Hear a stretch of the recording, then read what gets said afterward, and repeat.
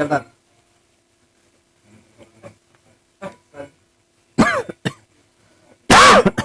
Masuk sini. Masuk kuping.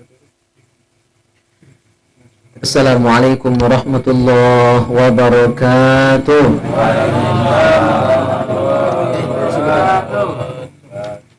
Mindarian Elior. Bismillahirrahmanirrahim. Alhamdulillah. Alhamdulillahilladzi an'ama alaina ni'aman katsirah. Asyhadu an la ilaha illallah wahdahu la syarika lah. Wa asyhadu anna sayyidana Muhammadan 'abduhu wa rasuluhu la nabiyya ba'dah. Allahumma shalli wa sallim wa barik wa karrim wa 'azzim ala sayyidina Muhammadin wa ala alihi wa sahbihi wa mawalah amma ba'du. Al-mukarramun, para jamaah yang mulia, ikhwani fillah rahimakumullah.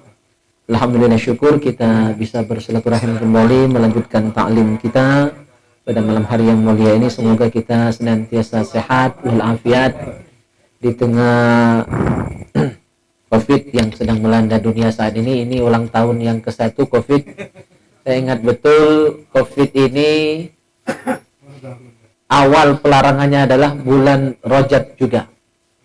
Saya ingat betul karena terakhir ceramah saya bulan Isra itu waktu itu di Sembawa hari Sabtu, ya.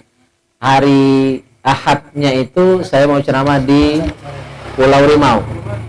Tapi sore Sabtu pulang dari Sembawa, karena acara di Sembawa itu sudah zuhur, sorenya itu ada edaran bupati pelarangan kegiatan kumpul-kumpul, dan sejak itu mulai dilarang untuk sholat berjamaah, sholat Jumat sampai ke puasanya, ya kan? Nah itu awalnya. Maka saya ingat betul. Jadi ini ulang tahun pertama COVID gitu ini. Walaupun sudah setahun melanda kita, mudah-mudahan kita diselamatkan Allah, ya, dijauhkan dari penyakit ini. Entah tidak penyakit ini kan wallahu a'lam. Kita siap-siap baik. Kita hati-hati baik, senantiasa berdoa terus kepada Allah Subhanahu wa taala. Semoga Allah melindungi kita. Salawat dan salam semoga senantiasa tercurahkan ke hadirat junjungan kita Nabi Muhammad sallallahu alaihi wasallam serta keluarga, sahabat dan pengikut beliau. Jamaah yang mulia, kita bahas terlebih dahulu kitab hadis Tanqihul Qaul karena minggu tadi belum sempat dibahas. Bab yang keempat akan kita bahas pada malam hari ini tentang fadilah salawat kepada Nabi sallallahu alaihi wasallam. Kita bacakan saja beberapa hadisnya tanpa ulasan yang panjang karena kita nanti akan langsung fokus ke bahasan fikihnya. Wa qala sallallahu alaihi wasallam, man shalla alayya wahidatan sallallahu alaihi asyran. Barang siapa bersalawat kepada Nabi sekali, Allah yang balas. Jadi yang balas Allah Subhanahu wa taala langsung sebanyak 10 kali. Wa qala an-nabiy sallallahu alaihi wasallam, man shalla alayya alfa marratin lam yamut hatta yubashshara lahu bil jannah. Barang siapa bersalawat kepada Nabi sebanyak 1000 kali. 1000 kali salawat kepada Nabi sallallahu alaihi wasallam, maka orang ini tidak akan meninggal dunia sebelum mendapatkan bisyarah. Bisyarah itu berita gembira yang dibawa oleh malaikat sebelum dia meninggal dunia. Diriwayatkan dalam kitab Daqaiqul Akhbar bahwa ketika kita akan meninggal dunia itu malaikat datang sembari membentangkan sayapnya yang kanan. Dan gambar kita nonton jelas tentang tempat kita kaki di surga. Nah itulah bisyarah. Jadi terjingo istana kita, terjingo indahnya surga, terlihat cantiknya bidadari. Ya, yang jomblo itu lebih lagi itu, masya Allah ya. Bidadari tak sabar lagi tuh, ya. Nah, di sayap malaikat yang kanan tadi tergambar, terlihat semua keindahan surga. Maka di saat dia mendapatkan bisyarah itu, malaikat maut datang mencabut nyawanya dengan lembut. Jadi tidak terasa mati karena terjingo bidadari. Ya, terjingo nikmat-nikmat Allah yang bakal dia dapatkan nanti. Nah, itu bisyarah yang dimaksud. Jadi bisyarah ini salah satunya kalau ingin dapat, ya, menjadi ahli sholawat setiap hari 1000 kali sholawat kepada Nabi sallallahu alaihi wasallam. Insyaallah dapat bisyarah ini. Marrah lam yamut hatta yubashshara lahu bil jannah. Barang siapa bersolat kepadaku sebanyak 1000 kali, tidak akan wafat dia sebelum mendapatkan bisyarah tadi. Nah, gitu ya. Wa qala sallallahu alaihi wasallam man shalla alayya salatan wahidatan sallallahu alaihi biha asyran. Barang siapa bersalat kepadaku sekali Allah balas 10. Wa man shalla alayya asyran sallallahu alaihi biha mi'atan. Siapa yang salawat kepadaku 10 kali Allah balas 100 kali. Wa man shalla alayya mi'atan sallallahu alaihi biha alfan. Siapa yang salawat kepadaku 100 kali Allah balas 1000 kali. Jadi 1 dibalas 10, 10 dibalas 100, 100 dibalas 1000. Wa man shalla alayya alfan lam tamassahun nar. Barang siapa salawat kepadaku kata Rasul sebanyak 1000 kali setiap hari, maka berarti dia sudah menebus dirinya dari neraka. Nah, tapi ini syarat dan ketentuan berlaku Pak Ketua. Bukan salawat be semayang ida. Ya, atau salawat semayang tapi dagang mudik gunurang. Masuk masyarakat model itu ya. Harus bagus sekali. Salawat ini amalan tambahan. Ya, bukan cuma mengandalkan salawat, semayang tinggal, ya, urusan pekerjaan tidak benar, nah itu tidak juga. Wa qala sallallahu alaihi wasallam, man nasiya sholata alayya faqad akhta'a tariqal jannah. Siapa yang lupa bersolat kepadaku sama dengan lupa jalan nak menuju surga. Sama dengan tersesat orang yang lupa solawat. Ya. Wa qala sallallahu alaihi wasallam, inna awlan nasi bi yaumal qiyamah aktsaruhum alayya sholatan. Kata Rasul, orang yang paling dekat dengan beliau, yang paling utama, yang paling mulia di akhirat nanti, yang paling banyak salawat kepada Nabi sallallahu alaihi wasallam. Maka berlomba-lomba lah rahan ya. Jangan berlomba nak merebut ujaan baik, tapi lomba-lomba menjadi kekasih Nabi Muhammad sallallahu alaihi wasallam. Caranya banyak salawat. Wa qala sallallahu alaihi wasallam, salatukum alayya mahaqah. Rasul bersabda, salawat kalian kepadaku itu adalah penebus dosa, penghapus dosa. Tapi dosa yang dimaksud dosa-dosa kecil. Dosa besar tidak dihapus dengan salawat, tapi dengan taubat dan mengkodok seluruh kewajiban yang tinggal selama ini. Atau kalau dosa itu terkait dengan maksiat, maka minta ampun, minta maaf. Kalau pernah ngambil barang orang, balikkan, minta halalkan. Nah itu baru taubatnya diterima. Tidak cukup dengan salawat. Ya, sholawat ini hanya akan menghapus dosa-dosa kecil saja. Shalla kulli jumu'atin arba'ina marrah mahallahu dhunubahu kullaha. Barang siapa sholawat setiap hari Jumat. Nah, tadi sholawatan tadi minimal 40 kali setiap hari Jumat sholawatan kita. Maka Allah hapuskan seluruh dosa-dosa kecil kita. Seluruh dosa kecil, dosa besar tidak. Ya. Wa qala sallallahu alaihi wasallam, ma min du'ain illa bainahu wa bainas sama' hijabun hatta yusalliya alayya. Fa idza shalla alayya in kharaqa dhalikal hijab wa rufi'at du'a. Setiap doa itu terhalang ya antara langit dan bumi, jadi tidak pacak naik ke langit doa gitu sampai kita baca sholawat. Ya, nah ketika berdoa terus kita awali sholawat, di tengahnya baca sholawat, ujungnya juga sholawat. Itu yang paling afdal. Awal, tengah, ujung ada sholawat. Minimal awalnya saja. Ya, atau kalau lupa di awal, di tengah. Kalau lupa di tengah, di ujung. Jangan tidak sama sekali. Yang paling afdal tiga-tiganya. Di awal di sholawat, di tengahnya juga ada sholawat, ujungnya juga sholawat. Itu yang paling afdal kalau baca doa. Nah, ketika doa kita tadi ada sholawat di dalamnya, in kharato, hijab jadi itu terbuka, ya, terkoyak hijab jadi sehingga doa kita pun akan naik dan dikabulkan oleh Allah Subhanahu wa taala.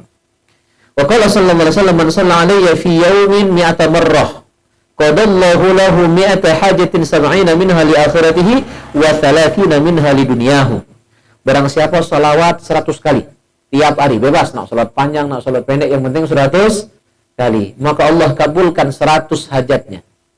70 hajat akhirat, 30 hajat dunia. Banyak 30 hajat dunia itu. Nak beleki, bini, berenak jantan, berenak betina, berenak gembar, ya kan?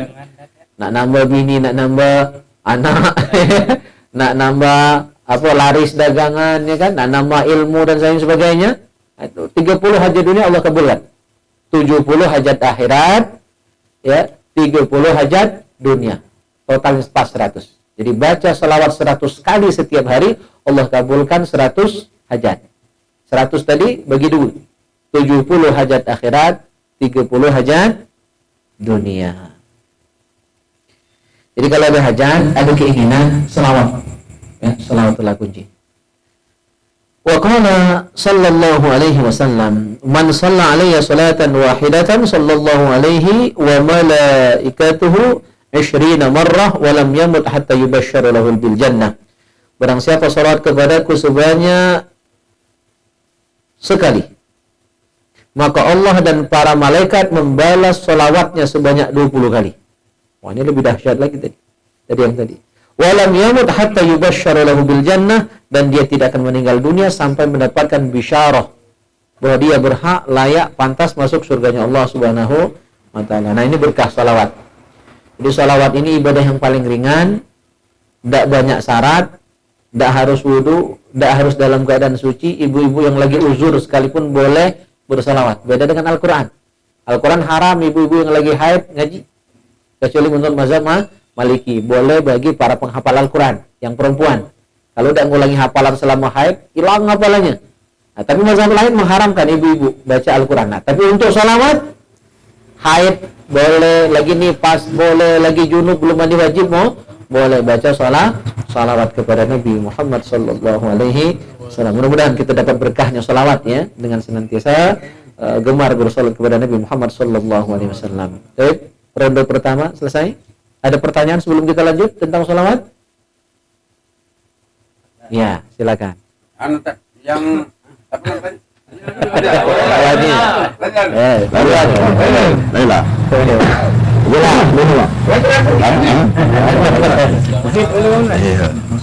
Assalamualaikum warahmatullahi wabarakatuh. Tad mengenai tentang selawat itu, tad amun kita selawat Allahumma sholli Allah Sayyidina Muhammad Tad mana itu tad? Ya boleh, itu selawat yang paling pendek. Jadi salawat itu banyak versinya, tapi yang diajarkan Nabi adalah ketika sahabat bertanya, ya Rasul, bagaimana cara kami bersalawat kepada Engkau? Maka Nabi mengajarkan Allahumma sholli ala Muhammad. Nah, itulah salawat yang paling pendek. Ya, salawat yang paling pendek itu Allahumma sholli ala Muhammad, itu yang diajarkan Nabi. Nah, lantas kenapa ada tambahan Sayyidina itu? Itu ijtihad ulama. Pendapat ulama. Tapi ijtihad ulama itu didasari dengan dalil-dalil. Di antaranya ayat Al-Quran yang menyebutkan bahwa jangan panggil Nabi kalian sebagaimana kalian memanggil sesama kalian. Ya kan? Tidak pantas. Jadi itu bagian dari sulukul adab. Terus kenapa pakai Sayyidina? Karena Nabi sendiri dalam kesempatan lain ngomong, Ana sayyidu waladi Adam. Aku ini adalah sayyidnya anak cucu Adam. Sayyid itu pemimpin. Bisa diartikan Pak Sayyid itu. Ya. Jadi Pak itu sapaan hormat. Tidak nyebut nama langsung. Karena kurang sopan. Dengan yang kita muliakan, tapi kok nyebut nama. Kecuali yang boleh nyebut nama langsung itu yang sepantar. Atau dengan yang lebih bawah. Ya kan? Ya. Kalau manggil yang Raihan, boleh saya manggil Raihan. Karena dia lebih muda, belagak pula. Ya kan? Walaupun makom beliau ini lah tinggi kan. Saya boleh sebut nama dia Raihan. Ya. Tapi kalau Raihan nyebut Mang Hajar, manggil nama, kurang asam. Lokak kena hajar ya. Gitu. Jadi itu bagian dari sopan santun. Intinya boleh pakai Sayyidina, boleh tidak. Kalau tidak pakai Sayyidina, dia nak ngambil langsung ajaran Nabi ini, lajulah. Cuma kita selain mengamalkan ajaran Nabi juga menggunakan akhlak. Ya, jadi kita pakai ilmu dan pakai akhlak. Silakan. Ya. Cuma mana aku rasa tidak sopan. Nah, jadi itu boleh. Sholawat paling singkat itu Allahumma sholli ala Muhammad atau Allahumma sholli ala Sayyidina Muhammad, atau sholawat yang di tahiyat itu, sholawat Ibrahimiyah. Gitu. Jadi intinya nak baca sholawat apapun, silakan. Pujilah Nabi setinggi langit selama tidak menuhankan Nabi Muhammad, itu tidak masalah. Nah, ada orang yang melarang memuji Nabi, sholawat ngarang-ngarang dari itu, ada yang melarang. Ya, sebagian kecil ulama. Ya, karena mereka takut nanti sebagaimana umat Nabi Isa memuji Nabi Isa. Nah, tetapi mereka lupa umat Nabi Isa itu memuji Nabi Isa itu berlebihan sampai menuhankan. Kita setinggi-tinggi umat Nabi Muhammad memuji beliau, tidak pernah sampai mengatakan Nabi Muhammad Tuhan, kan? Itu bukan, jangan sampai menuhankan. Kita tidak pernah menuhankan. Setinggi langit kita puji Nabi, beliau orang mulia, ya kan, beliau berakhlak dengan segala pujian, selama kita tidak menuhankan Nabi. Dan saya yakin sebodoh-bodoh umat Islam tidak kati yang menuhankan Nabi Muhammad, ya, maka sah-sah saja pujian itu. Maka berdasarkan hal ini banyak ulama yang menyusun selawat macam-macam. Ada selawat Badar, ya, ada selawat Al-Fatih. Itu selawat karangan-karangan ulama semua. Kalau yang diajarkan Nabi, ya, secara langsung itu yang tadi ditanyakan Pak Subhan, Allahumma sholli ala Muhammad, itu langsung diajarkan Nabi. Atau selawat Ibrahimiyah, ya, Allahumma sholli ala Muhammad wa ala ali Muhammad kama shallaita ala Ibrahim wa ala ali Ibrahim, dan seterusnya. Itu selawat Ibrahimiyah langsung diajarkan Nabi Muhammad sallallahu alaihi wasallam. Silakan pakai yang itu, atau pakai salawat yang disusun oleh para ulama, tidak masalah bagi kita, ya.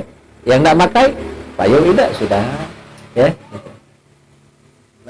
Ya, aman dikit lagi, Tat. Yang waktunya tepat itu di mana? Waktu kapan, Tat? Jadi kalau salawatan itu sama cak zikir, dia bebas kapanpun dan dimanapun, kecuali di tempat-tempat yang tidak bagus, tidak sopan, misalnya di WC, ya kan? Itu baik. Jadi waktu bebas, tempat bebas, ya, tempat bebas. Saya itu biasanya pada saat-saat tertentu itu kalau salawat itu sampai nangis, ya, itu biasanya lagi sendirian, ya, lagi sendirian. Itu ada beberapa salawat itu yang kadang langsung tersentuh. Nah, itu berarti sudah merasakan zauknya. Dirasakan ada cinta atau tidak di hati kita kepada Rasulullah, mahabbah atau tidak kepada Rasulullah. Waktu selawat itu rasakan ada aura yang berbeda. Atau biasa baik. Kalau biasa baik, ada kati merinding-merindingnya, ada kati sedih-sedihnya, ada kati nangis-nangisnya, ada kati kerinduan kepada Nabi, itu berarti ada cinta. Nah, nak bukti kemudian kaget waktu ziarah ke makam Nabi. Itu paling afdal. Salawatlah sepuasnya ketika umroh, ketika haji, waktu ziarah ke makam Nabi itu. Buktikan. Kalau tak baca nangis, kati cinta. Hati cinta dengan Nabi Muhammad.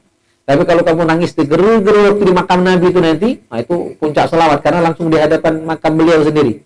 Dan kita yakin Rasulullah itu hidup hanya pindah alam dari alam dunia ke alam barzah, alam kubur. Beliau tahu kita selawat. Hatta beliau sedang di dalam makamnya itu. Nah, jadi karena kedekatan tempat kita lagi ziarah di makam beliau di Madinah itu, di Masjid Nabawi, itu auranya beda. Nangis itu, ya, Ustaz Abdul Somad nangis. Kalau tidak nangis sedih lah, karena udah nangis itu. Berarti kan cinta di hatinya kepada Rasulullah Sallallahu Alaihi Wasallam.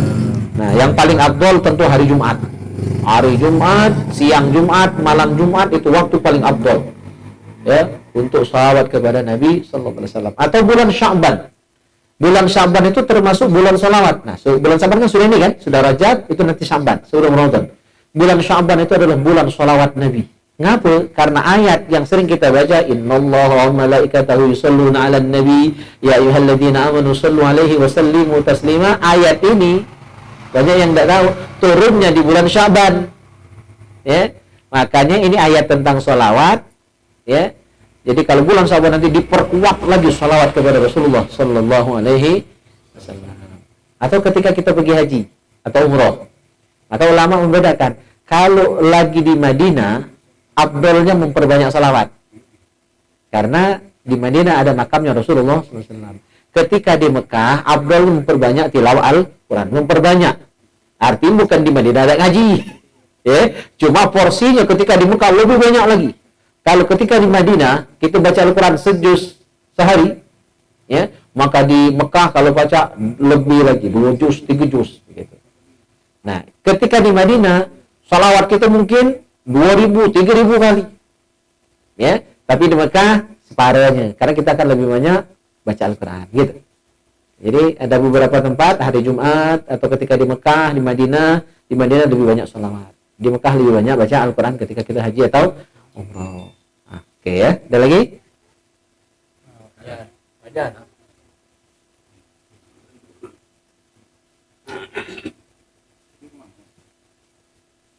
Assalamualaikum warahmatullahi wabarakatuh. Nah, boleh mati kita dia. Hidup tak? Hidup tak? Mana? Jangan dimatikan. Karena ada tahu. Mana? Itu.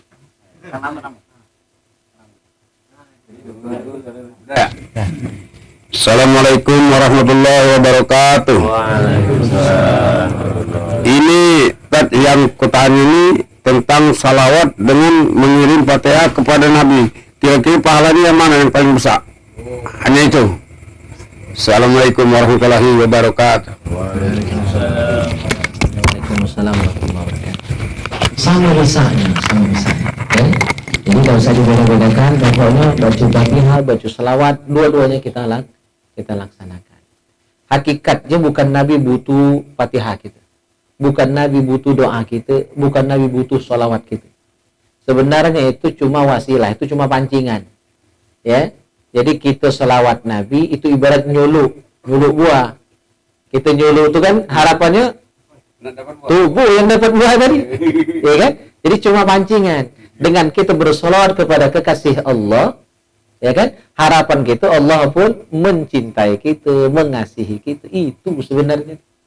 Jadi makin banyak kita memuji orang yang mulia ini, ya, Nabi yang paling mulia ini, Sayyidul Anbiya wal Mursalin, yaitu Nabi Muhammad SAW ini, makin banyak pula kita dapat rahmat Allah Subhanahu wa taala. Jadi mengundang rahmat Allah. Kita tuh cuma mancing najur ibaratnya itu, masang jaring.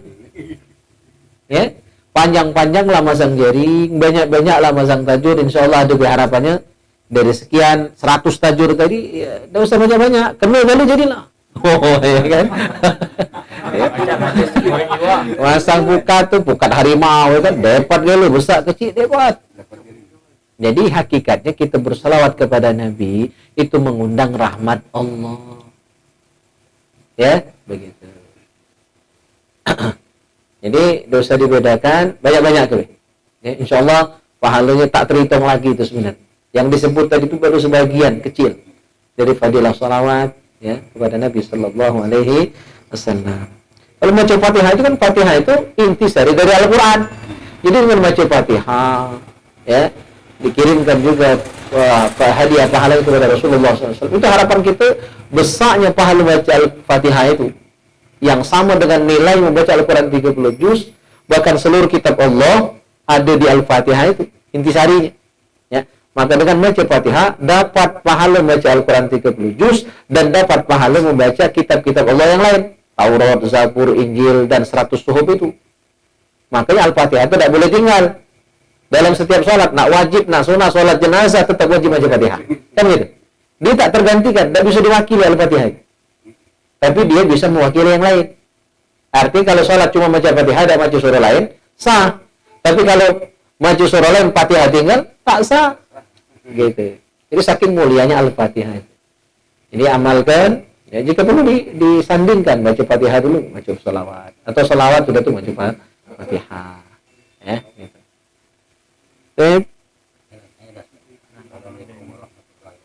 Waalaikumsalam warahmatullahi wabarakatuh.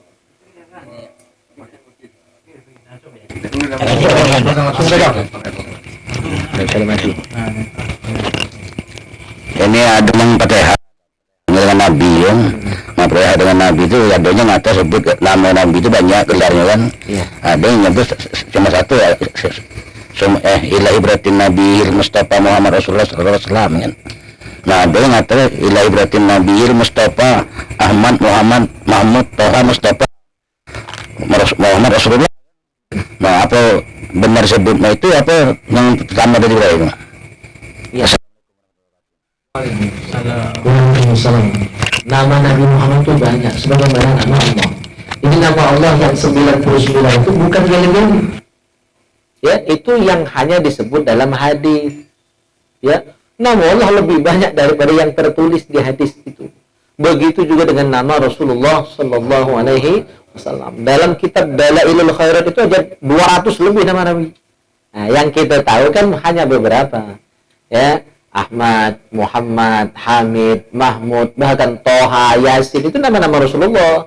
Makanya dalam salat Badar itu salatullah salamullah ala Toha Rasulillah, ala Yasin Habibillah. Toha Yasin itu salah satu tafsirnya adalah nama Rasulullah sallallahu alaihi wasallam. Jadi banyak. Silakan. Nah, tetapi nama yang paling mulia yang merupakan ciri khas yaitu Ahmad dan Muhammad itu. Ya. Itu yang makanya sering disebut. Ya. Tapi banyak nama-nama lain dari Rasulullah sallallahu alaihi wasallam. Jadi sah-sah saja nah diganti dengan yang lain misalnya. Tapi paling afdal tentu jangan sampai lupa dari Muhammad dan Ahmad, itu yang paling mulia. Ya, dari sekian banyak nama Rasulullah sallallahu alaihi wasallam. Sama seperti nama-nama Allah. Ya, banyak nama Allah, tapi yang merupakan nama paling agung itu adalah lafzul jalalah, Allah. Maka dalam takbir Allah itu tidak boleh diganti dengan nama Allah yang lain. Walaupun Allah punya nama-nama yang lain. Tidak boleh Allahu Akbar diganti menjadi Ar-Rahmanu Akbar. Tidak boleh diganti menjadi Ar-Rahimu Akbar. Karena Allah itu tidak tergantikan. Ya, jadi ada intinya. Dari sekian banyak asma Allah, Allah. Ya, inti sarinya. Nah, dari sekian banyak nama Nabi Muhammad SAW, Nabi Muhammad. Ya, itu yang nama intinya. Gitu ya. Jadi boleh-boleh saja. Ila hadratin Nabil Mustafa Muhammadin sallallahu alaihi wasallam, atau diganti ila hadratin Nabil Mustafa Muhammad wa Ahmad, ya, wa Hamid wa Mahmud wa Toha wa Yasin dan lain-lain. Sebanyak yang kita tahu, nggak sebut apa-apa. Ya, sah saja.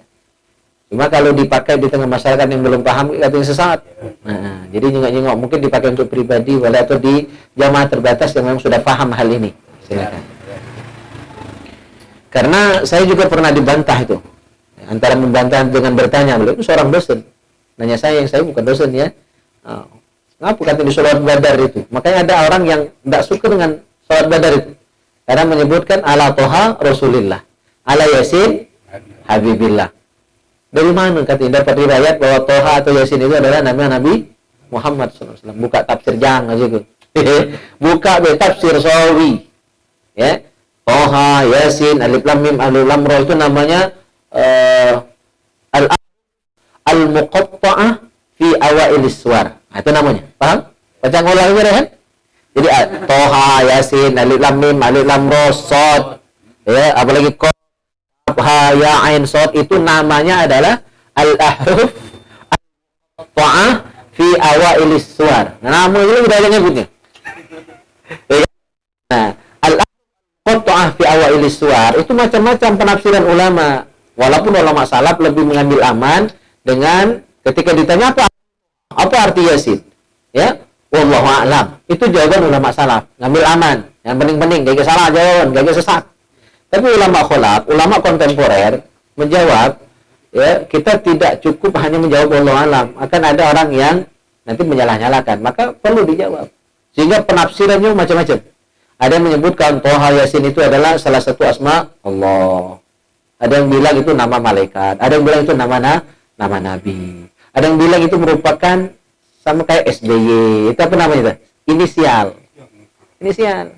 Makanya ada ulama yang menjelaskan tafsir Alif Lam Mim. Alif Lam Mim itu kepanjangan dari alif itu Allah, Lam Mim itu Muhammad. Jadi maksudnya Al-Quran itu diturunkan oleh Allah melalui malaikat Jibril kepada Nabi Muhammad sallallahu alaihi wasallam. Itulah Alif Lam Mim.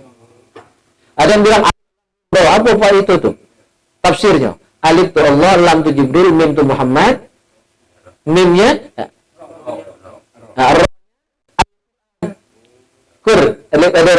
Al-Quran. Mimnya Muhammad. Jadi maksudnya ya Allah menurunkan ya Al-Quran melalui malaikat Jibril kepada Nabi Muhammad sallallahu alaihi wasallam. Itulah Alif Lam Ra. Ya. Ada juga yang menyebutkan itu singkatan dari nama sifat-sifat Allah. Alif itu Allah, ya. Kalau Lam itu Latif. Kalau Rahman, Rahim. Kalau Mim itu Malik, ya kan? Malikul Mulk. Itu singkatan. Macam-macam. Jadi banyak. Nah, tafsiran dari al-ahruf al-muqatta'ah tadi adalah bahwa itu merupakan nama Nabi Muhammad sallallahu alaihi wasallam. Itu salah satu penafsiran. Buka tafsirnya, maka tidak cukup sih kok kitab, ya banyak kitab yang harus kita baca. Baru tahu, ya Pak dosen tadi, alhamdulillah ada lagi baca. Karena di grup beliau tuh anti sholat badar, karena menyebutkan Toha Rasulullah tadi, ya dari mana bahwa nama Nabi Muhammad itu adalah Toha itu, ya kan? Nah, itu baca di tafsir ada Ustaz, saya bilang. Oh kebetulan beliau belum pernah baca kitab tafsir Sawi tadi. Jadi bagus karena diskusi kan beliau jadi paham sehingga tidak seuzon lagi dengan orang yang baca sholawat badar, mulai memahami ternyata tidak salah ya gitu. Awalnya nggak setuju, macam-macam, mod-mod katanya kan. Gitu. Silakan ada lagi. Ini nyampe ke dari jamaah online, tanya dari ya, jadi Kak Jansen Pista dari Israel sama Ustaz, tentang baca Al-Fatihah. Bentar. Ya, boleh beda ya. Teguar. Astagfirullah. Ya ulangi lagi. Jadi beliau ini memberikan kesempatan untuk baca minimal selesai Al-Fatihah karena sebenarnya di situ ruku. Tapi tiba-tiba kira-kira suka. Ya, diperkenankan. Jadi caranya kalau kita ingin memberikan kesempatan bagi makmum untuk membaca Al-Fatihah, atau mungkin kalau kita langsung ruku, ya, seperti yang ditanyakan beliau itu, maka kalau kita langsung ruku, jangan kena baca Fatihah, takbir pun tentu belum sempat. Maka caranya adalah kita yang dadakan dijadikan imam tadi, tambah baca ayat, tambah baca surah. Jangan diam saja. Walaupun mungkin kita itu sudah di rakaat yang terakhir, yang mana biasanya tidak baca surah, ya kan? Atau diam saja, tetapi jangan hanya diam. Di dalam diam kita itu baca zikir. Jadi pilihannya adalah qiraat, ya, baca ayat Al-Quran, atau zikir, atau baca doa. Jadi jangan hanya diam nunggu baik, ya, gitu. Tidak apa-apa kita langsung ruku, tetapi rukunya dilamakan, karena patokan untuk mendapatkan rakaat ketika kita masbuk adalah sempat ikut ruku. Jadi dua pilihan ya, berarti ya, boleh nambah bacaan, nambah panjang ayat misalkan, atau kalau kita sudah baca ayat boleh baca doa dalam arti wisir baik, atau baca zikir. Jangan hanya nunggu diem baik, tapi setan baca masuk itu, ya. Jadi jangan sampai pikiran kosong. Jadi boleh baca ayat, boleh baca zikir, boleh baca, nah, walaupun hanya sir kita dulu yang dengar. Maka kita ruku, tapi rukunya dilamakan untuk memberikan kesempatan makmum masbuk tadi dia nak takbir, ya, sudah takbir, kita yang masbuk jangan nak baca panjang-panjang, tidak usah nak baca iftitah, tidak usah baca Fatihah, karena imam sudah ruku, kita langsung sudah takbir Allahu Akbar, bersedekat, langsung takbir untuk ruku. Jadi itu pilihannya. Walaupun perpanjang bacaan atau rukunya dilamakan. Karena kalau tidak ikut ruku kita masbuk tadi berapa rakaat? Gitu. Ya. Baik, ada lagi? Ada tak? Ya. Yang tadi apa yang tadi? Oh, dari tadi. Maluannya ya. Hidup ya? Assalamualaikum warahmatullahi wabarakatuh. Ini masalah tentang salawat tadi. Kalau man versi aku tat, kalau man baca salawat kan biasanya itu ya Nabi salam alaika, ya Rasul salam alaika. Kalau man itu salam tat. Assalamualaikum warahmatullahi wabarakatuh. Ya, itu bukan versimu, aduh itu gimana? Ya, dari kita salat. Ya Nabi salam alaika. Suara lagi palsu ya. Ya Rasul salam alaika. Jadi memang ada. Cuma Raihan maksudnya itu lebih sering ya bersolawat dengan solawat versi ini. Oh bagus, mantap Raihan. Ya. Banyak-banyak salawat insya Allah, makom itu makin tinggi, tidak tersusul ya. Bang Nopri tidak tersusul ya, tinggi.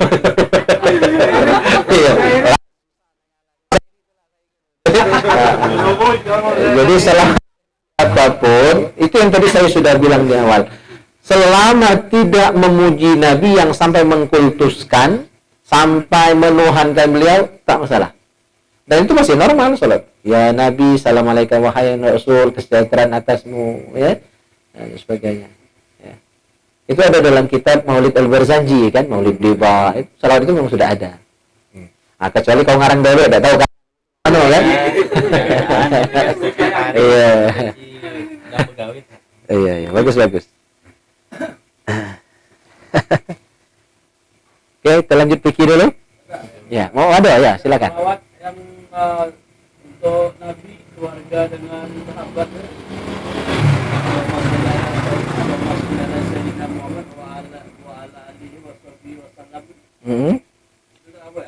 Ya. Nah, itu jadi Nabi pernah bersabda, jangan kalian sholawat itu dengan sholawat yang buntung. Sholawat yang buntung itu artinya hanya bersolat kepada Nabi tanpa mengikut sertakan keluarga dan sahabat. Nah, maka termasuk sunnah juga bersolat kepada keluarga dan sahabat Nabi. Ya, keluarga dan sahabat Nabi Sallallahu Alaihi Wasallam itu sunnah. Maka dalam kalau bersolat kepada keluarga Nabi, ya, maka tahiyatnya tidak sah. Ya, tahiyat tidak sah. Ya, gitu. Jadi termasuk bagian dari kesunahan, ya, bersalawat juga kepada keluarga dan sahabat Nabi Sallallahu Alaihi Wasallam. Dan sebenarnya ketika kita bersalawat kepada keluarga dan sahabat Nabi, hakikatnya kita doakan diri dewek. Karena makna keluarga Nabi itu ada dua. Ada makna umum, ada makna khusus. Makna umumnya wa ala dan atas keluarga Nabi itu adalah makna umumnya semua orang beriman, semua orang Islam, semua umat Nabi Muhammad adalah keluarga Nabi dalam maknanya yang umum. Jadi berarti ketika kita bersalat Allahumma sholli ala sayyidina Muhammad wa ala ali ya sayyidina Muhammad, hakikatnya kita doakan diri kita dewe. Ya kan?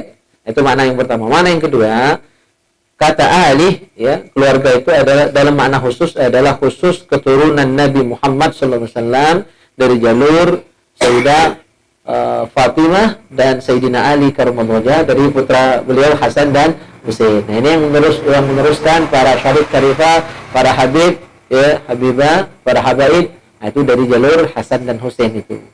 Ya. Nah, itulah yang disebut dengan keluarga dalam makna yang khusus. Jadi secara umum kita pun keluarga Nabi asal kita beriman, ya, kepada Allah dan beriman kepada Rasulullah Sallallahu Alaihi Wasallam. Jadi sunnah bersolat kepada keluarga dan sahabat, gitu ya. Baik, ada lagi? Mana mah? Lanjut. Oke, kita bahas fikih dulu ya. Walaupun tadi sudah ada pertanyaan fikihnya. Kita bahas rukun sholat terakhir tentang sujud ya. Tentang sujud. Masih ingat anggota sujud ada 7? Kening, maka kening harus terbuka. Jangan tertutup dengan peci, dengan telekongan ya. Gitu. Terus kedua, telapak tangan harus terbuka, jangan genggam dan lurus menghadap kiblat. Jangan miring itu, jangan main nih. Sujud ini, jangan minta kopi, ya kan? Minta rokok ini ya, nggak duit lagi ya. Terus dua lutut, kiri kanan sama jari-jari kaki, ya, batin jari kaki. Maka jari kaki harus ditekuk. Raihan minggu tadi sudah menjadi contoh ya, sampai terpegal kakinya ya, kepalanya sampai terpening. Itu 7 anggota sujud. Maka kalau ada jari kaki ngangkat waktu sujud, itu tidak sah sujudnya. Minimal itu. Yang tekuk, ya, lehernya ditekuk. Sehingga kalau bisa 10 jari kaki itu kalau baca. Nah, cuma biasanya sulit ya kan, 10 jari kaki itu sulit, terutama kelingking. Tapi minimal ada beberapa dari 10 jari kaki itu menyentuh tempat sujud, itu sudah sah. Ya, menyentuh. Tapi kalau sampai ngangkat atau hanya ini, kadang-kadang itu cuma nyentuh baik, itu saya khawatir. Jadi lebih baik ditekan, gitu, ya, jari-jari kaki. Jadi kita lanjut rukun sholat yang berikut. Duduk antara sujud. Nah, duduk antara dua sujud ini juga rukun sholat. Dan duduk antara dua sujud ini rukun sholat yang harus ada tumakninah. Ada 4 sebenarnya rukun sholat yang ada tumakninah. Satu i'tidal, satu ruku ya, ruku harus tumakninah. Yang kedua i'tidal, harus tumakninah. nina, wajib ya, harus di situ maksudnya. Terus yang ketiga, sujud harus wajib ninanya, tenang ya. Yang keempat, duduk antara dua sujud. Nah, 4 salat ini wajib disertai nina, artinya tenang ya, betul-betul dilakukan secara baik dan benar, khusyuk, tenang, jangan gerasa gerusu, jangan terlalu cepat, agak dilamakan. Minimal ukuran nina itu biqadri subhanallah, seukuran lamanya membaca subhanallah. Nah, itu sudah dengan nina yang minimalis. Nah, kalau bagus, yang lebih bagus lebih dari situ. Nah, duduk yukabbir ma'arafi sujud biduni rafi. Disunnah takbir sejak dari mengangkat dari sujud. Jadi sejak berangkat dari sujud itu kan mulai berangkat dari sujud ya, mulai dari mengangkat kepala ke duduk itu sudah dimulai dengan takbir. Allahu Akbar. Berakhir takbir kita sudah duduk dengan sempurna. Jangan berangkat dulu baru takbir, atau takbir dulu baru berangkat. Berangan. Serasi antara ucapan dengan perbuatan. Bareng. Allahu Akbar. Ya. Boleh dicontohkan, Raihan? Kalau telah jadi bintang filmnya itu, coba Raihan. Mana contoh? Dari sujud berangkat. Coba. Masuk TV kan? Di sini lah, di sini. Nggak ada pesan, Nggak ada pesan. Nggak ada pesan. Oke.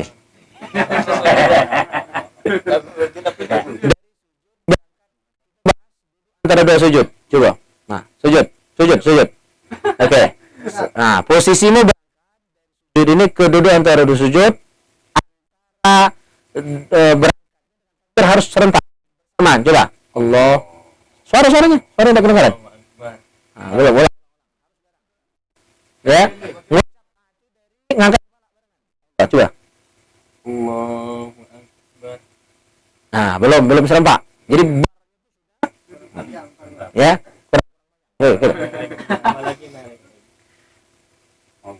Allahu Akbar. Nah. Ya. Ya. Dari ya.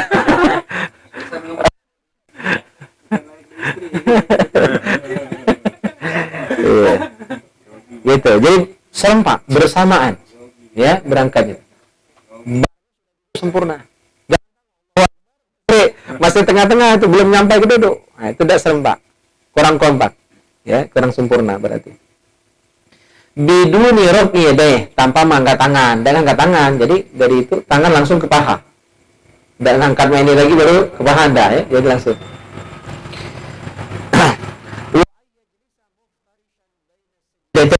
Duduk menggunakan cara duduk iftirash. Duduk iftirash itu duduk tahiyat awal. Ya, jadi duduk antara dua sujud itu cara duduknya duduk iftirash. Mana kalau salah duduk? Mana kalau salah duduk? Itu duduk tahiyat akhir. Atau duduknya tegak kan kaki itu, ya? Itu kan salah duduk. Jadi intinya duduknya tidak sesuai. Soalnya sah. Sah. Ada dua hal yang harus kita bedakan. Duduk sujud wajib. Duduknya. Cara menggunakan duduk iftirash sunat. Artinya yang penting duduk. Itu yang wajib itu duduk. Jangan duduk dua sujud itu yang dasar. Jongkok kan meramu kan? Jadi itu berapa? Kalau mak ini tak tak. Jadi duduk. Nah, makanya. Tidak, itu sah. Sah. Nah, menggunakan duduk iftirash. Mana kalau terlanjur duduk salah? Cara duduk sujud menggunakan duduk iftirash. Tapi dia ini terlanjur menggunakan duduk tawarruk. Duduk tawar akhir. Salah duduk. Ya, salah. Batal lagi tidak? Tidak batal. Nah, justru jika dibenari. Jadi parah. Bisa. Ya, coba nanya. Kalau duduk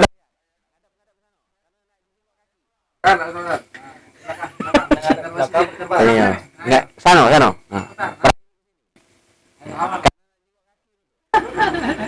Terakhir apa pertama? Nah, duduk, ya. Nah, terlanjur duduk main ini, ya, batal. Kalau tadi, nah, biasanya justru membatal. Coba. Tahiyat awal. Nah, salahnya ngapa? Karena bergerak, maju itulah bergerak. Terus bergerak, dua gerak, balik lagi, tiga. Jadi kalau daripada batal, ya, ngubah bisa membatalkan apa? Melakukan 3 gerakan berturut-turut, ya kan? Jadi pertama itu 1, terus ngubah kaki ya. Yang ketiga mundur ke ini, 3 gerakan. Jadi maka kata ulama, kalau salah duduk seperti tadi, biarlah. Ya, lemak makruh daripada batal. Satu salah tahiyat pernah duduk antara dua sujud, jarang sih salah ya. Terkadang tuh waktu tahiyat awal, seharusnya kan duduk iftiros. Ini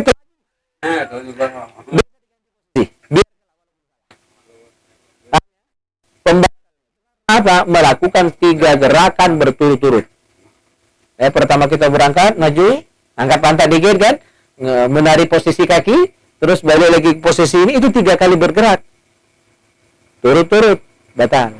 Gitu. Paham?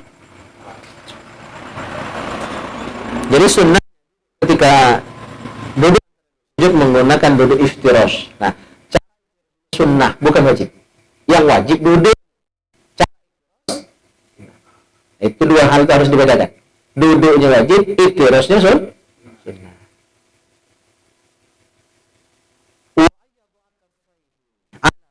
Qariban min rukbatayhi bihaitsu tusamituhuma ru'usal asabi'.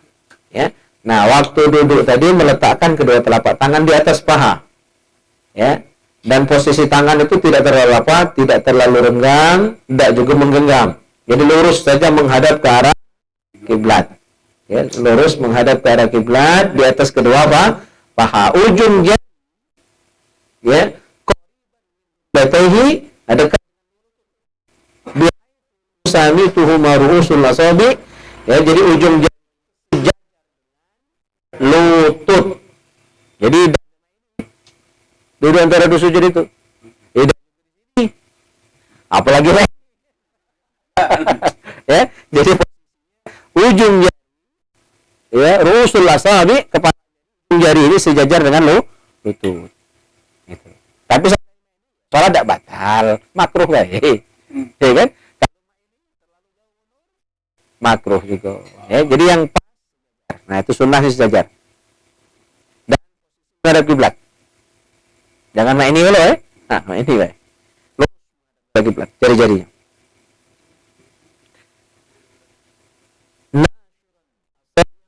Matmumatan lil kiblat. Jadi diluruskan menghadap ke arah kiblat. Tentang hal ini ada yang nak ditanyakan? Silakan. Duduk antara dua sujud. Nah, sunnah baca sini tidak disebutkan ya. Sunnah membaca Rabbighfirli warhamni wajburni warfa'ni warzuqni wahdini wa'afini wa'fu anni. Ya. Nah, ini doa termasuk doa yang mustajab. Ya, jadi jangan tinggal doa itu. Rabbighfirli warhamni wajburni warfani warzuqni wahdini wa'afini wa'fani. Nah, jangan terkeliru kan kita baca Rabbighfirli wali walidayya. Ya. Tidak salah, cuma lain tempat baik. Ya. Itu ada lagi kan yang makruh tentang tegak di sholat. Diri sholat. Yang berdiri betul tuh, tahu aku kan ibu kaki kita ini kalau dari awal kita main ini, ya, posisi main ini, Ya. Makruh. Apa waktu Allahu Akbar. Kalau berangkat Allahu Akbar. Nari deh. Nari deh. Nari, cak menari ya. Allahu Akbar. Kan itu makruh apa? Ya, makruh. Nah. Maka posisi ketika berdiri ya jangan ini kiblat. Intinya selalu ada kiblat. Bukan cuma posisi jari-jari kaki.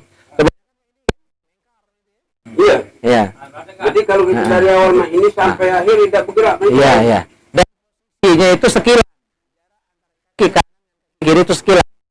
Sekilan dari jempol ke jari. Nah, ini namanya sekilan. Cukup sekilan. Nah, dia ngubah angka maju kan? Ya. Laju kiri. Ya. Nah, jadi dia banyak bergerak.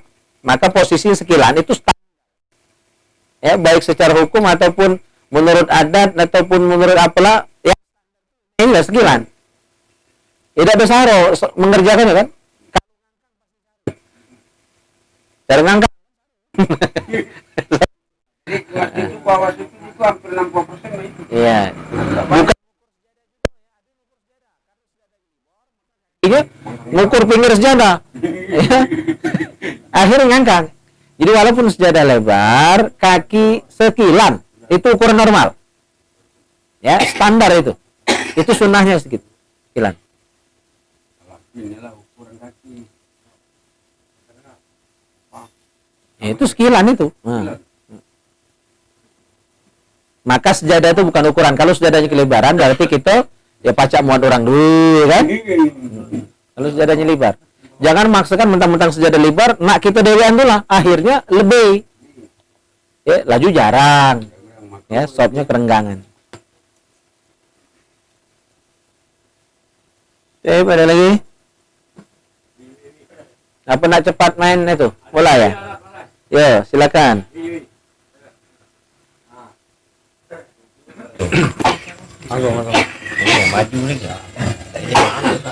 Assalamualaikum warahmatullahi wabarakatuh. Di saat kita sholat selesai membaca Al-Fatihah, membaca ayat kan kita nih udah hafal, Tat. Bolehkah kita memasang Al-Quran yang lebih besar di depan kita, Tat? Yang kedua, masalah duduk tahiyat awal tadi, kalau diubah menjadi 3 gerakan membatalkan sholat. Apakah umpamanya imamnya lupa, Tat, waktu nak tahiyat terakhir dia berangkat, sedangkan makmum menyebutkan subhanallah, dia kembali turun melaksanakan duduk tahiyat akhir, apakah beda? Apakah sama atau beda dengan bisa membatalkan sholat, Tat? Tadi mana tadi yang terakhir tadi? Yang terakhir yuk. Tahiyat akhir, tahiyat awal salah duduk. Jadi tidak berubah. Kalau merubah dari tahiyat awal bisa membatalkan sholat.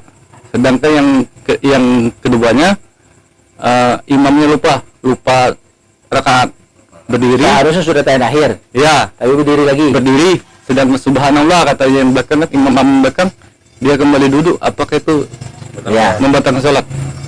Ya. Terima kasih.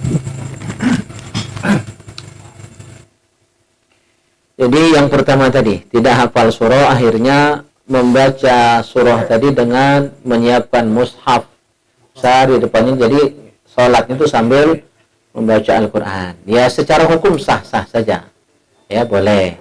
Tapi kurang bagus, kurang abdul. Seharusnya cukup dengan hafalan yang ada. Kalau hanya hafal Fatihah saja. Karena inti sholat itu aqimis sholat al-zikri. Kita ingat Allah. Kalau lama mushaf yang ada di depan itu, fokus kita cuma ke Al-Quran. Bukan ingat Allah lagi. Ingat Quran itu. Ya. Jadi lebih baik tidak sebenarnya. Walaupun sah, boleh, tidak batal sholat. Sholatnya sah.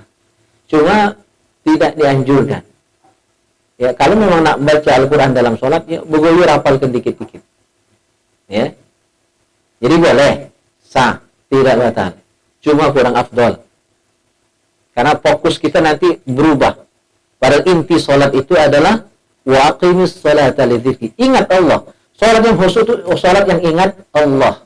Bukan ingat selain Allah. Termasuk ada orang yang hanya fokus dengan bacaan, sangat detail memperhatikan tajwid, sehingga lupa dengan yang disembah. Ya, jadi dalam sholat itu cuma sibuk ini iqlab, ini ikhfa, ini izhar, ya, ini panjang sekian harokat. Jadi hanya menyembah huruf, lupa dengan sang pencipta huruf itu sendiri. Ya, nah ini dalam kajian tauhid sudah agak menyimpang itu. Jadi kalau nak belajar baca Al-Quran dengan bagus dan benar, dengan baik, dengan indah, sebelum sembahyang, ya, gitu. Sehingga ya otomatis benar, bagus bacaan kita. Jadi ketika kita membaca, fokus kita ke Allah, bukan lagi cuma sekedar memperhatikan tajwidnya. Karena kita sudah benar dan sudah biasa membaca dengan baik dan benar, otomatis benar terus bacaan kita, sehingga kita bisa lebih fokus ke yang kita sembah, ke Allahnya, bukan cuma sekedar kepada memperhatikan bacaan baik dan benar. Paham bedanya, Itu belum khusyuk. Dia hanya memperhatikan zohir sholat, lupa dengan batin sholat. Terus masalah yang lupa rakaat tadi, seharusnya tahiyat akhir dia berdiri, ya, itu tidak membatalkan sholat. Dan memang kalau memang dia ingat, dia sadar, ya, dia sadar bahwa rakaatnya lebih, ya kan? Maka dia memang wajib kembali duduk, wajib kembali duduk, dan itu tidak membatalkan sholat. Beda dengan kasus tadi, ya, dia meneri, ya kan? Nah, ini insya Allah itulah yang benar.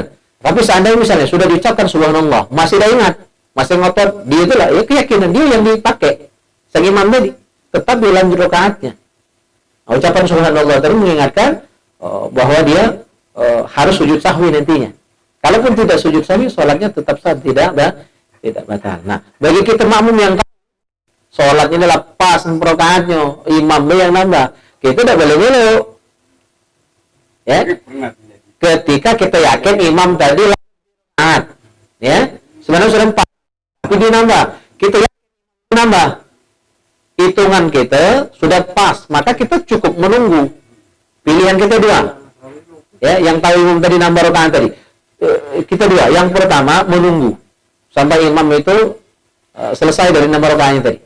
Jadi nanti tahiyatnya bareng, terus salamnya bareng, itu nunggu imam selesai salam, ya. Yang pertama, nunggu itu lebih afdal. Yang kedua, kalau kita tidak sabar, dan nunggu dia yang nambah rakaat tadi kan lama juga, maka kita boleh baca salam duluan boleh, tapi mufarokoh dulu sebelum itu. Memisahkan diri dari imam, baru kita baca tahiyat, baru salam muliaan. Ninggal ke imam, boleh, tapi mufarokoh terlebih dahulu. Nah, salah satu dari dua cara ini boleh dilakukan. Boleh nunggu kalau tahan, ya kan? Boleh kalau udah tahan, mufarokoh. Dua-duanya benar. Silakan pilih salah satu yang paling pas, yang paling sesuai, paling seret dengan kita. Nah, sementara dia ya, turun boleh turun, tidak salah, ya. Itulah tugas makmum mengingatkan imam yang salah, dibalik. Seandainya dia tidak nurut, ya, dia pun tidak salah, lanjut saja, karena memang dia lupa, dia lanjutkan saja. Nah, nanti tinggal untuk menghilangkan keraguan, nanti sebelum salam dia sujud sahwi, ya, itu.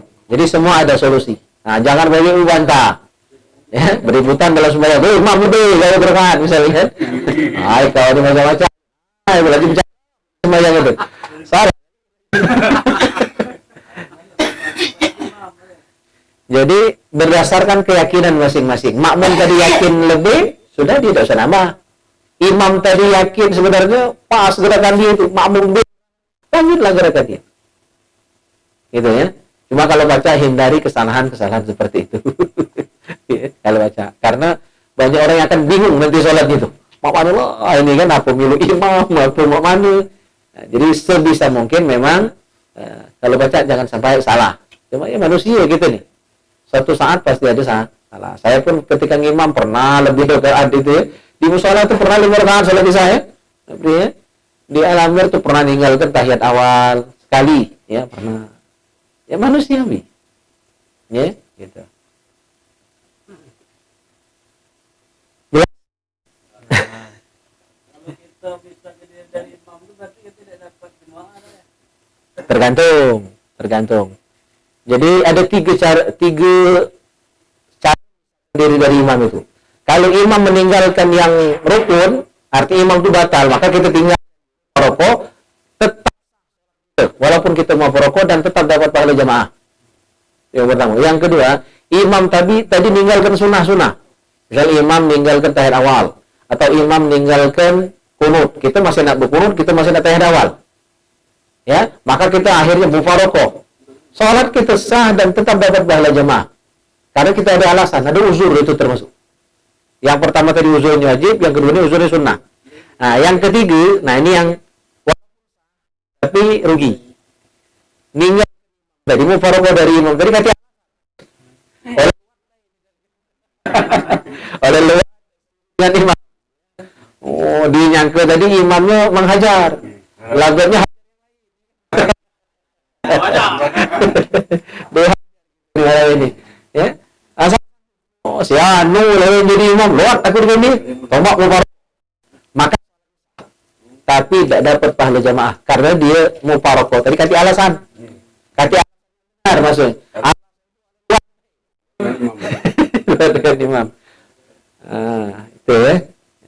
Jadi dulu tetap dapat pahala jamaah. Yang terakhir tidak dapat. Karena alasannya tidak dibenarkan.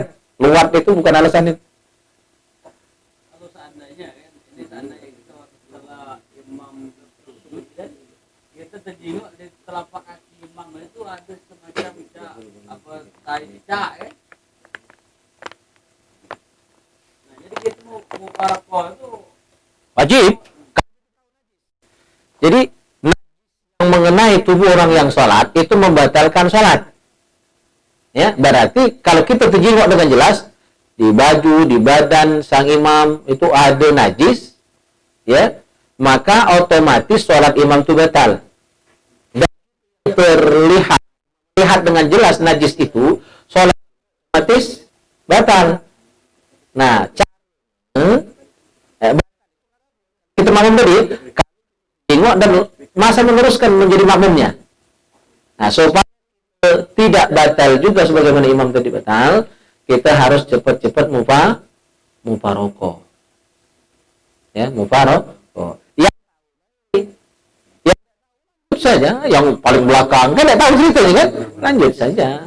Yang tubuh tujingo itu kalau kita masih milik jadi imam, tidak cepat-cepat mufaraqah kita batal. Jadi kalau tadi kita cecak misalnya, kita kebetulan pas di belakang dia dan kita melihat, maka cepat-cepat mufaraqah. Kalau salat kita batal. Karena kita tahu. Imam tadi kan udah tahu dia kan. Jadi ini masalahnya tahu tidak tahu. Kalau tahu mufaraqah. Lah tahu tapi tidak mufaraqah, salat tubuh batal. Karena ngiringi yang batal hasilnya. Ya, ngiring imam yang batal, kita pun belum batal. Supaya kita tidak batal, lepas ke diri dari imam. Itu salat deh. Walaupun nanti gerakan tetap ngiringi, biar timbul fitnah. Ini laju beliau yang dari sab itu, ya, tetap di situ mufaraqah ya, tidak bergeser, tetap di situ di posisi kita yang sholat tadi.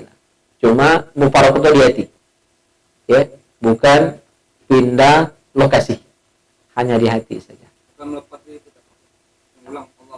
Tidak, lanjut saja. Ya, ya. Ngubah niat. Ya. Kayak kau.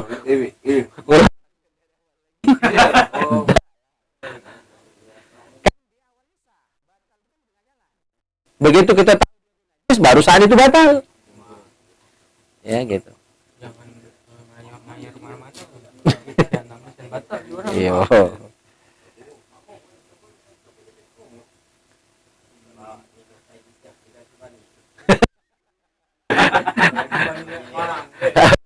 Ini kan?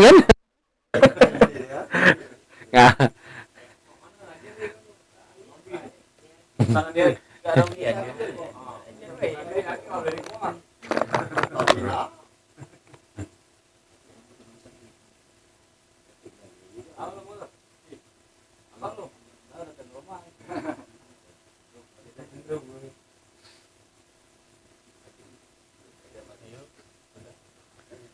Masih pertanyaan? Ini lanjut di Ya boleh. kan itu kan kawan. Nah, kalau sholat Kalau berjamaah makmum tidak jadi masalah. Ya, kecuali najis itu di badan makmum itulah. Ya, pas sudah sholat mau kentang lagi maka ada najis tadi sholat diulang. Kalau misalnya najis itu ada di imam, maka cukup yang ulang imam sholatnya. Makmum tidak tahu lah, itu bukan tanggung jawab dia. Ya, kecuali lah tahu dari awal. Paham ya? Jelas? Nah. Jadi misalnya najis itu di posisi kita sebagai makmum, sudah sholat baru ketahuan. Buang najis, ya, wudu kan tidak batal. Sholat yang batal karena najis itu, wudu itu tidak batal. Jadi cukup dibuang najisnya di baju tadi misalnya atau di badan, ulang sholat. Bagi kita jangan ngajak orang, ya. Nah, ketika najis itu ada di imam misalnya, maka cukup imam yang ulang sholat tadi. Makmum bukan tanggung jawab dia untuk, ya, kecuali makmum yang lah tahu dari awal imam tadi bawa najis, masa jadi makmum bukan makmum itu, ya. Harusnya beritahu kan dari awal. Nah, sebelum sembahyang lah ketahuan. Soalnya ditai di kaki imam tu kan, boleh tahu dari awal. Nah kan masih dimilui. Imam makan tai, belum makan tai bukan. Ya, jelas. Ada lagi lah. Boleh. Jadi kan kita tadi sholat di masjid itu. Lama hari kita ada. Assalamualaikum lu. kan itu kan tapi najis kayak cicak itu, ya kan? Di yang namanya najis itu kan dibersihkan dengan air. Nah, kalau saat adalah tempat kita sholat, kan? Nah, kita ini sedang tengah-tengah sholat, di tengah-tengah selangkangan kita ini ada najis. Nah, itu. Kalau tidak mau kan batal lagi. Jadi itu bukan. Nah, bagaimana lah itu hukumnya ya? Ya di waktu duduk, masa kan? Tidak.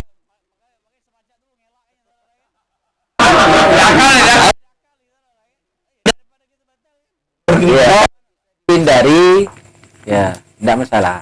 Jadi masalahku tuh di batal. Jadi jangan sampai tersentuh. Ya, jangan sampai itu. Air itu lagi. Cuma terus yang namanya umumul balwa. Umumul balwa itu najisnya lah kebanyakan. Dah baca lagi hindari. Seluruh masjid itu tai di tempat lain nak sembahyang. Kecuali di situlah. Nah, itu namanya umumul balwa. Karena darurat boleh sholat di situ walaupun banyak najis.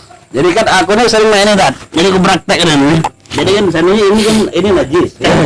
Jadi waktu kita ngangkat takbir, jadi aku ini bergeser cuma selangkah. Nah, dah kena ada.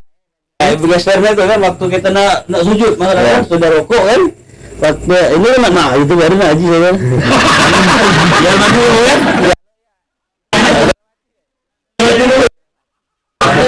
Jadi bergeser kan? Iya. Bergeser tapi cuma selangkah amat. Tidak apa-apa. Itu jadi masalah ya. Nah, itu benar itu.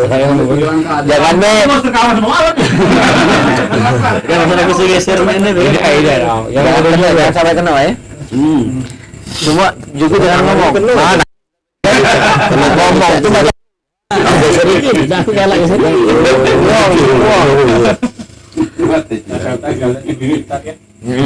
Itu kan sholat. Nah, itu ada najis. Udah haji kalau sholat tak boleh. Aku dia. Udah ya. Maksudnya kayak gini ya. Lah, pada aku dia berarti aku bantu sholat. Iya, paham lah Ran. Ini makom tuh, Waalaikumsalam. Cari kalau lagi aku ini jam kampungnya jadi ketik lagi. Jadi ketik. Betul lagi. Kopi dari mana? Oh, harus dari. Harus lagi kawan.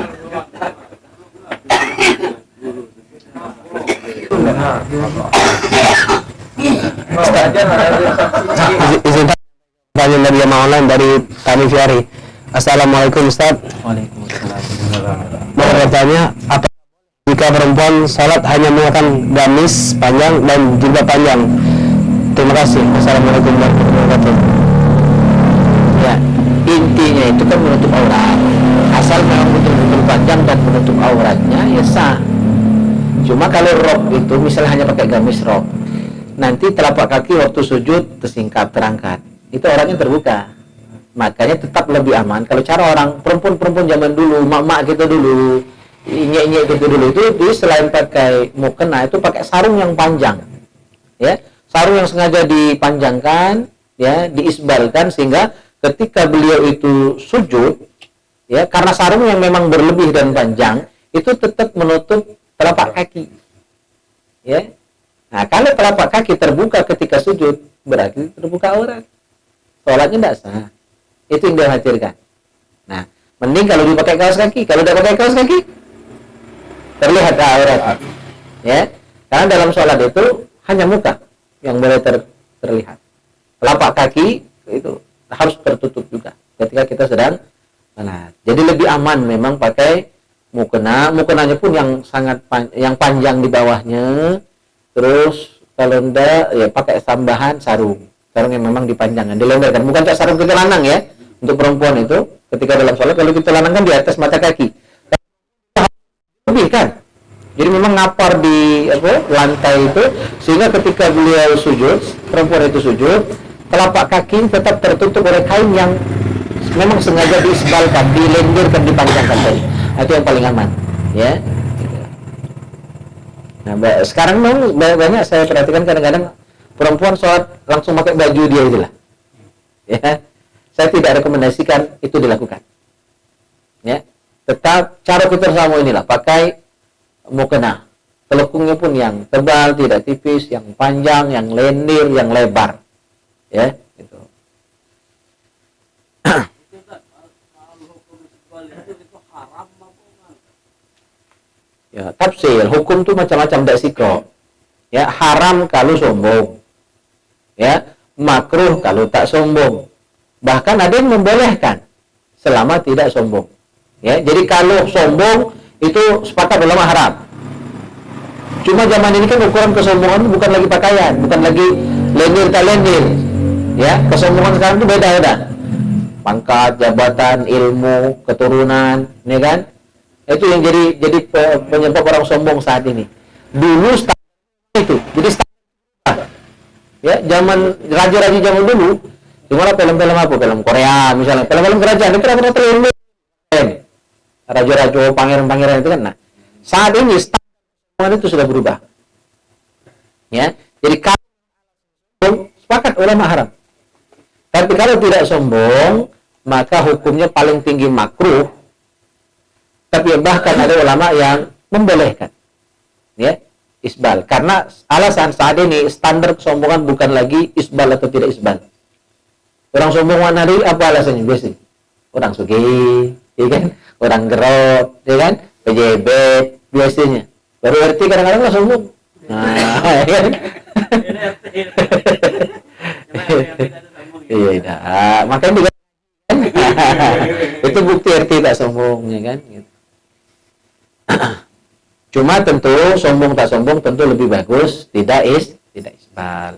Kita kalau di hilafiyah itu lebih baik keluar dari hilafiyah ya, walaupun kita tidak sombong, tetap lebih baik tidak isbal. Cuma juga jangan menjas yang isbal haram, tak sah sebenarnya, udah cukup ya. Ngambil yang terbaik.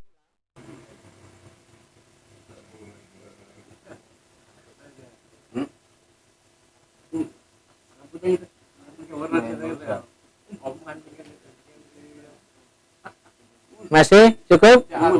Cukup ya. Wah, malah rehat cukup sudah ya. Kita nanya yang makomnya tinggi lah ya. Mau udah kati rehat kali. Pertanyaan terakhir kan? Asal nanya ke rehan selesai berarti.